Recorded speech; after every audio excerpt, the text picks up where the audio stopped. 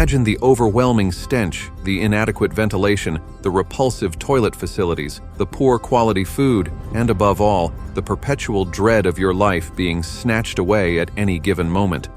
This is the distressing reality of being kidnapped. A reality that Jessica Buchanan found herself trapped in after being abducted from a remote compound in East Africa.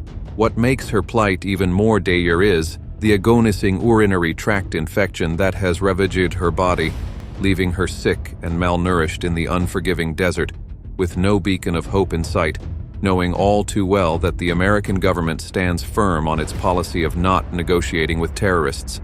Jessica, weakened and defenseless, is at the mercy of her heavily armed captors. Little does she know, the elite operatives of SEAL Team 6 are already on a race against time to execute what will soon be hailed as one of the most audacious rescue missions in human history. Jessica Buchanan, at the age of 32, resided with her husband in a region of Somalia known for its relative safety. She, alongside her Danish colleague Paul Thisted, dedicated her efforts to a prominent aid organization. Their mission involved educating children on the perilous realities of anti-personnel mines, which plagued the nation. Despite the omnipresent risks, Jessica found herself on the brink of embarking on her next assignment, which would take her perilously close to the infamous Green Line, a boundary marking the territories controlled by Islamist factions. The security climate in East Africa remained fraught with tension, characterized by sporadic bomb attacks and skirmishes between tribal factions. However, undeterred by the looming dangers, Jessica resolved to proceed with the anti-mine training initiative. Initially, the proceedings unfolded smoothly, with no hint of impending peril. Yet, fate took a dark turn on October 25, 2011, the scheduled day for their return journey. Merely 10 minutes into their homeward drive, chaos erupted as a heavily armed convoy intercepted their path. Approximately 30 men, wielding AK-47 assault rifles, descended upon them with alarming speed. Amidst the tumult, Jessica found herself confronted with a language she could not comprehend as the assailants banged on the windows of their Land Cruiser, issuing commands with menacing fervor. In a distressing moment, one of the pirates leveled his firearm at Jessica's head. It was at this juncture that the grim reality of their situation dawned upon Jessica. They were being abducted. The clamor of shouted orders and the palpable tension showed the meticulously planned nature of the operation. The pair found themselves escorted to a series of desolate locations nestled within the vast expanse of the desert. Cut off from civilization, their only connection to the outside world came when the pirates initiated contact with the NGO, demanding a hefty ransom for their release. Swiftly responding to the crisis, the NGO wasted no time in alerting the U.S. Embassy in Nairobi, prompting a rapid escalation of the situation.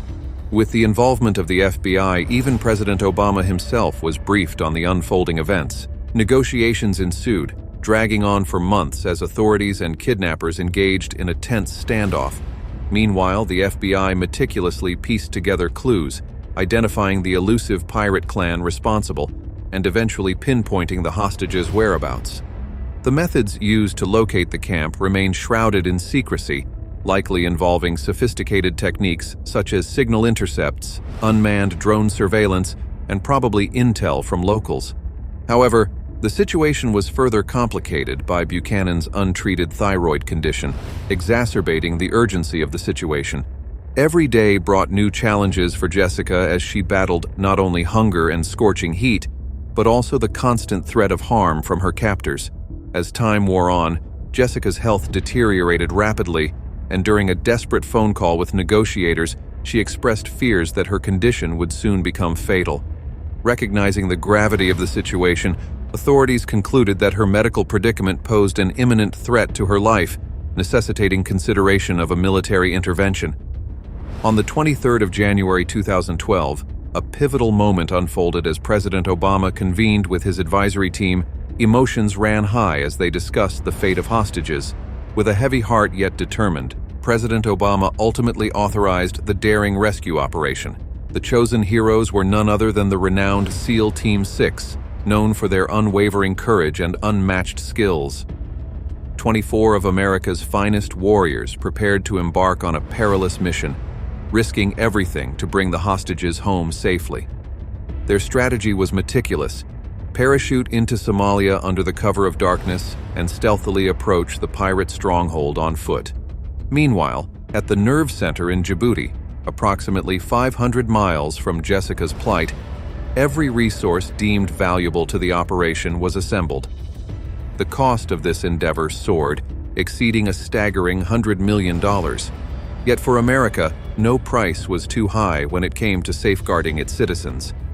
Amidst palpable tension, the SEALs boarded their C-130 transport aircraft, ready to defy the odds. President Obama, consumed by a mix of anxiety and hope, monitored the unfolding events through live feeds, his heart pounding with each passing moment. After what seemed like an eternity, the C-130 reached its designated drop point, adrenaline coursing through the veins of the brave SEALs. With steely determination, they donned their oxygen tanks and leaped into the abyss, plummeting over 20,000 feet into the unforgiving night sky. In mere seconds, they accelerated to speeds exceeding 100 miles per hour, showing their unparalleled prowess and unwavering commitment to the mission at hand. Despite the absurdly fierce wind situation, the SEALs managed to land semi-cohesively, battling the elements with sheer determination. The sailors, with hearts racing and adrenaline pumping, swiftly put on their combat gear and carefully wrapped up their shoes, bracing themselves for the arduous journey ahead. Each step forward was a proof of their resolve, as they embarked on a treacherous trek through the sweltering Somali night, where temperatures soared above 100 degrees. After what felt like an eternity of silent marching, the sailors finally reached their last cover, a brief respite before plunging headlong into the imminent assault. With only 500 meters separating them from the pirate camp, every nerve was on edge, every sense heightened. They had skillfully changed direction multiple times, ensuring the wind was always in their favor, a crucial tactic in evading detection. In the quietude of the night, the significance of their mission weighed heavily upon them. This wasn't just another combat mission. It was a daring hostage rescue where every second was precious and every detail mattered. The lives of the hostages hung in the balance, amplifying the urgency of their endeavor.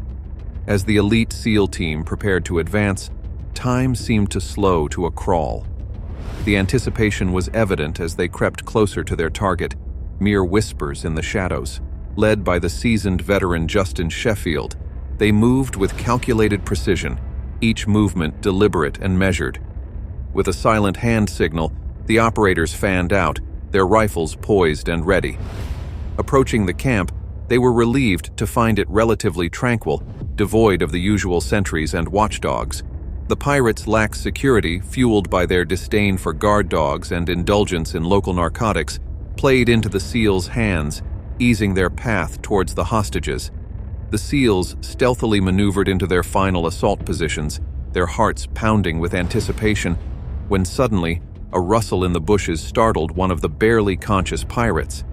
With lightning reflexes, he leapt to his feet, his AK-47 poised for action.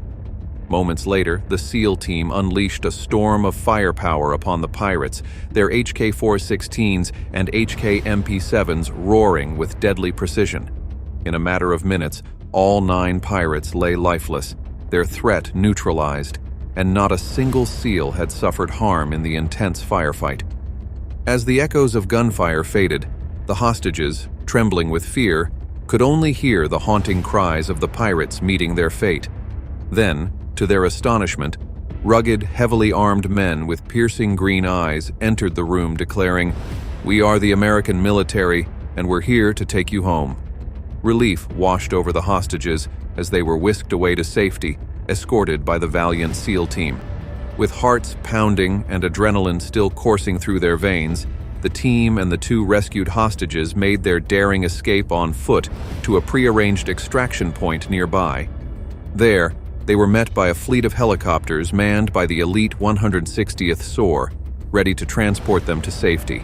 Flying to the base in Djibouti, where medical aid awaited them, the hostages realized they were finally free after enduring 93 days of captivity.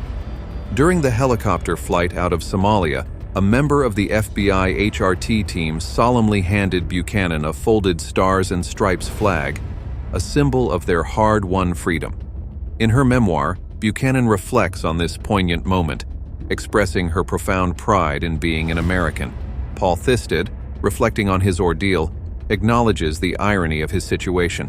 While he never wished for the trauma of being held hostage, he considers himself fortunate to have been kidnapped alongside an American. The enormity of the operation, costing over $100 million, shows the value placed on American lives by the U.S. government. Do you believe the U.S. government should have opted for a straightforward approach of transferring the necessary ransom to secure the peaceful release of the hostages? Or do you support the decision to deploy SEAL Team 6, aligning with the steadfast motto of not negotiating with terrorists? Your viewpoints are highly valued, and we're genuinely eager to hear your thoughts on this matter. Remember to keep engaged by staying subscribed, and don't forget to give this video a thumbs up to show your support. Your engagement drives meaningful conversations in our community.